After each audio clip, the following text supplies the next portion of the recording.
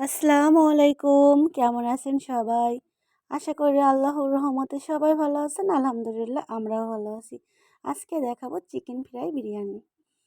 তো chicken fry biryani তৈরি করার জন্য আমাদেরকে চিকেনগুলো ভেজে নিতে হবে।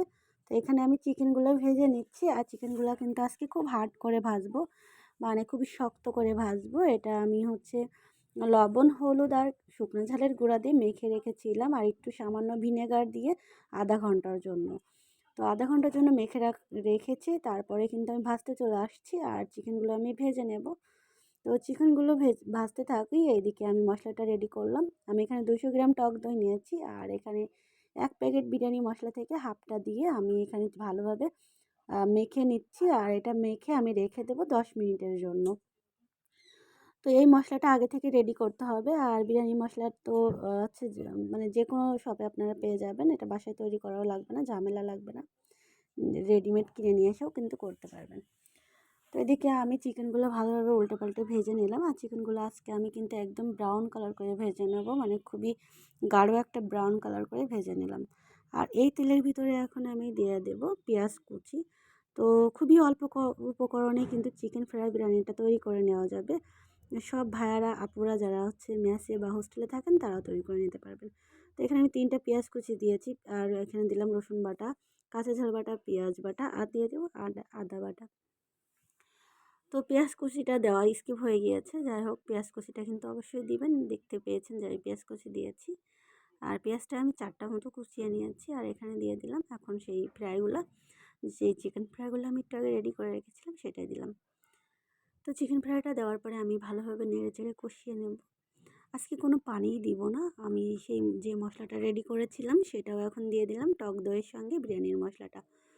তো সেটাও দিয়ে দিলাম, আর এটা দেওয়ার পরে কিন্তু পানি এমনিতেই একটু ছেড়ে দেবে দই যেহেতু। তো এখানে আমার কিন্তু টমেটোর সসটা আমি দিয়েছি 1 চা চামচ পরিমাণে টক দইয়ের সঙ্গে। টমেটোর সসটাও দেওয়ার চেষ্টা করবেন ইনশাআল্লাহ। তো ভালোভাবে কষিয়ে নেড়েচেড়ে নামিয়ে নেব। দিয়ে দিলাম স্বাদ মতো লবণ। এই লবণ ছাড়া আমি কিন্তু আর কিছুই দেব না, এখন ভালোভাবে শুধু কষিয়ে নামাই নেব। তো এটা এখন আমি নামিয়ে রাখবো, আমার কিন্তু হয়ে গিয়েছে। আর আমি এখন শুধু মাংসগুলোই উঠাবো, কারণ আমি মশলার ভিতরে এখন চাউলটা ভেজে নেব। আর চাউলটা আমি আগে থেকে ভালোভাবে ধুয়ে নিয়েছি, ধুয়ে কিন্তু পানি ঝরিয়ে নিয়েছি। এখন মাংসগুলো আমি উঠিয়ে নিচ্ছি, আর মাংসগুলো আমি একটা ঝাঁঝরি দিয়ে উঠিয়েছি যাতে করে মশলাগুলো উঠে না আসে, কারণ এই মশলার ভিতরেই কিন্তু আমি এখন দিয়ে দিব চাউলগুলো।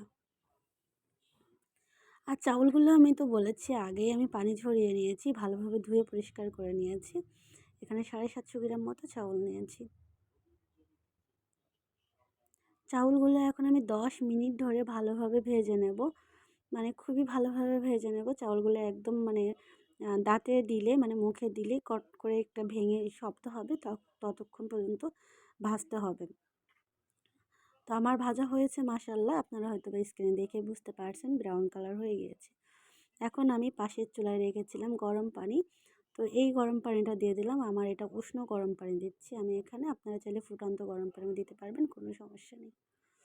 গরম পানিটা দিলে কি হয়, ভাত আটা হয়ে যায় না, একটার সাথে একটা লেগে যায় না। এখন ভাতটা বলক আসার অপেক্ষা করব ঢাকনা দিয়ে। তো ঢাকনা উঠিয়ে নিলাম, আর এখন দিয়ে দিব সেই আমাদের মাংসটা, যে চিকেন ফ্রাইটা আমরা রেডি করে রেখেছিলাম। আমরা কিন্তু এই চিকেন ফ্রাইটা এই অবস্থাতেও খেতে পারবো, এতটা সুন্দরভাবে কিন্তু এটা রোস্টের মতো করে রান্না করে নিয়েছি। তো এটা এখন দিয়ে দিলাম।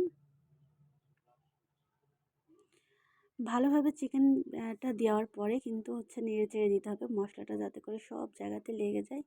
আর এ পর্যায়ে একটু চেখে দেখবেন যে লবণটা ঠিক মতো হয়েছে কিনা।